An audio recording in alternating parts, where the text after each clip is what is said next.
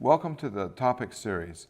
Today we're talking about tactical products and specifically the Paulson Repel Goggle.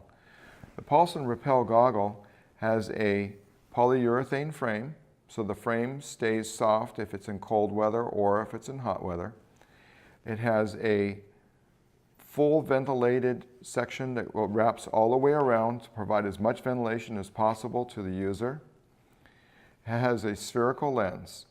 This lens shape allows for better peripheral vision and downward vision, especially the downward vision.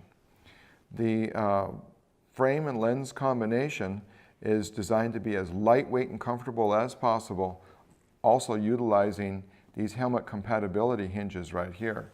This way, when you're wearing the goggle, the helmet compatibility hinge is straight back, but if it's on the helmet, the hinge moves out, reducing stress on the goggle and making a more comfortable fit. The face foam has a fleece lining, is very soft and flexible, and it adjusts to different faces. These goggles are designed to be worn for long periods of time, and they include an anti-fog coating on the interior. This particular one also has a double lens. The double lens gives advantages of higher impact, and it has a superior anti-fog characteristic.